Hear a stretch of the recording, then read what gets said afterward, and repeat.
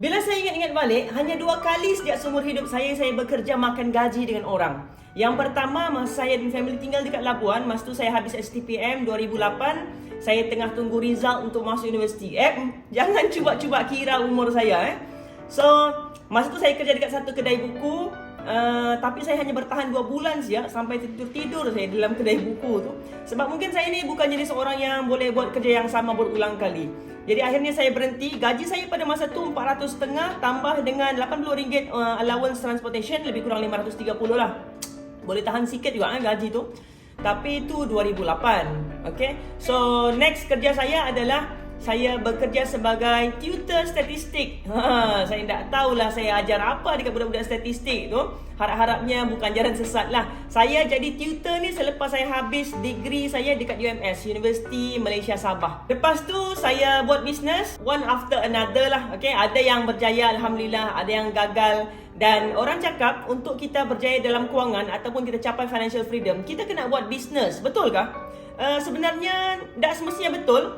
Tapi possibility untuk lebih dekat kepada kejayaan tu dengan bisnes lah. Sebab bisnes ni dia bagi kita unlimited income. Tapi kalau anda silap langkah, anda buat cara yang salah, anda buat dan buka bisnes tanpa ilmu yang betul, boleh jadi anda punya kewangan lebih teruk lagi berbanding orang yang makan gaji. So hari ni saya mau berkongsi kepada anda semua yang tengok video ni tentang kesilapan-kesilapan yang saya buat sepanjang saya bergelumang dalam dunia bisnes ni. Bukan satu bisnes saya buat, ada beberapa buah bisnes. Tapi saya akan pick lah certain businesses yang saya rasa besar value yang saya boleh kongsikan kepada anda. Value tu in terms of apa? Kesilapan. Sebab untuk kita cepatkan proses menuju kejayaan, kita kena elakkan kesilapan yang orang pernah buat. Tapi bukan semua orang willing untuk berkongsi tentang kesilapan dia. Sebab benda tu benda yang memalukan, menyedihkan kan. Tapi saya pilih untuk berkongsi kepada anda supaya mudah-mudahan cepat sikit anda capai proses menuju kejayaan. Sebab dalam kewangan ni, part yang paling pertama sekali, crucial adalah kita kena cipta sebanyak mungkin income untuk kita lalu proses mau melabur, mau menyimpan, mau mengurus dan sebagainya.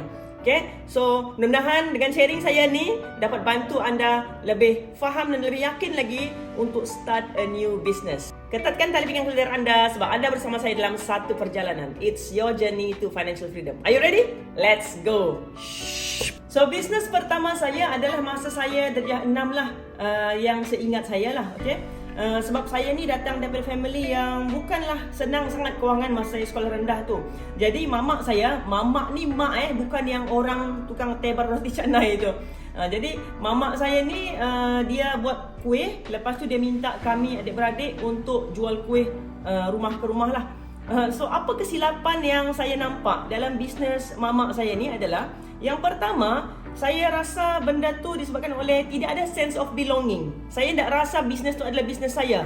Jadi saya sekadar buat je lah. Mak saya cakap, okey ni siap sudah kuih pergi jual. Saya pun pergilah, Assalamualaikum, mau beli kuih.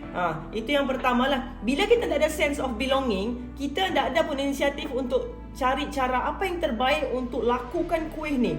So anda yang mau buat bisnes ataupun sedang buat bisnes, especially mungkin business owner yang bagi staff dia commission kan, walaupun kita nampak benda tu seperti seolah-olah, kena fikir sama-sama lah dengan staff. Betul? Staff tu kena fikir sama-sama dengan kita sebagai bos. Tapi belum tentu lagi. Selagi mana anda tak bagi perasaan sense of belonging kepada staff tu untuk merasakan bahawa bisnesnya adalah bisnes kita bersama, susah untuk kita jadikan dia sebagai second brain kita. Jadi you have to figure out macam mana mau buat supaya dia rasa bisnesnya adalah bisnes kita bersama. Barulah dia boleh tolong fikirkan sama-sama macam mana cara untuk growkan bisnes tu. Itu yang pertama. Yang kedua kesilapan dia adalah saya nampak saya seolah-olah dipaksa. Bukan dipaksa sebenarnya, tapi sebab itu adalah arahan daripada mak kita kan. Jadi kita buatlah. Dan saya tak ada satu vision ataupun orang cakap big why. Kenapa saya kena buat bisnes tu? Kenapa saya kena majukan bisnes tu?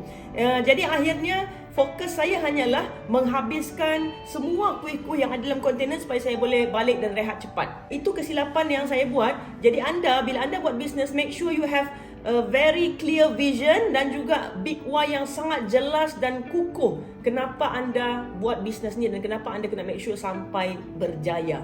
Next adalah bisnes saya yang saya buat tahun yang sama juga, kalau saya tak silap, saya jual pisang goreng. Dan cerita ni macam lawak sikit ataupun kita cakap memori indah lah bagi saya sebab dekat depan rumah saya ni ada satu family, dia jual pisang goreng dekat Sabah, dia panggil Sanggar. Okay, so Sanggar ni satu biji pisang dia belah 3, tapi dia tak belah habis lah, dia kipaskan macam tu, dia campur tepung. Saya pun tak pandai buat goreng pisang macam mana.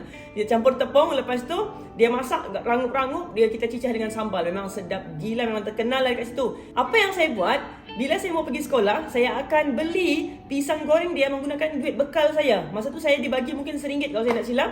So saya dapat 10 pieces pisang goreng, saya pergi sekolah, saya upkan kepada 20 sen satu. Wow, return 100% guys. Nah, tapi ada seorang kawan saya ni, satu classmate, dia tinggal area situ juga. Jadi dia tahulah rahsia saya, harga pisang goreng tu 10 sen. Apalagi dia bongkarkan dekat classmate saya yang lain. Dia cakap, Syara ni menipu. Sebenarnya harga pisang tu 10 sen saja.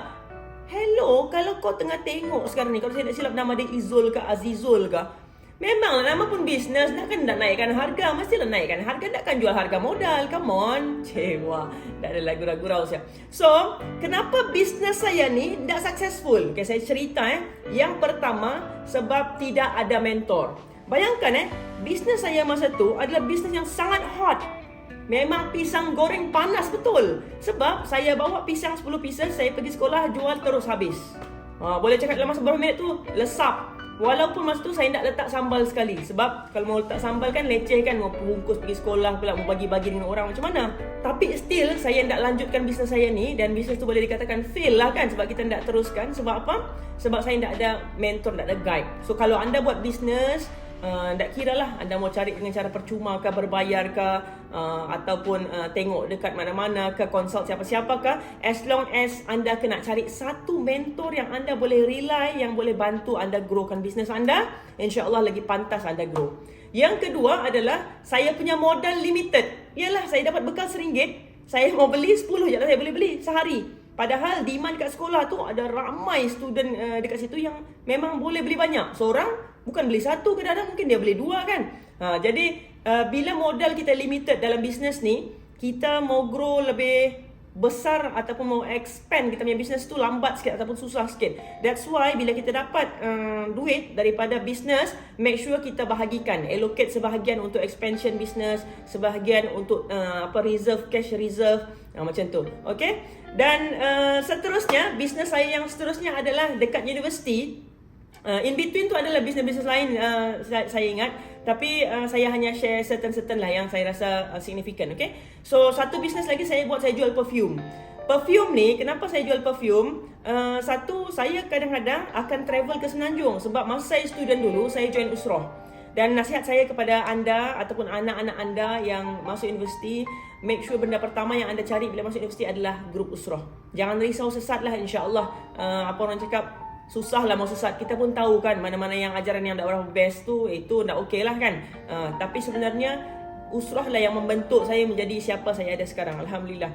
So bila saya join Usrah, saya duduk dalam satu rumah sewa ni, yang mana tempat kediaman saya tu menjadi markas lah, orang cakap markas untuk orang buat Usrah, buat program. Jadi ramai orang datang. So saya dapat idea, bila saya pergi Semenanjung, saya beli perfume daripada Maidin, satu botol besar tu, lebih kurang 500 ml, harga dia dalam RM90. Saya transfer kepada botol-botol kecil yang 5 ml. Bayangkan berapa untung saya boleh dapat dari situ.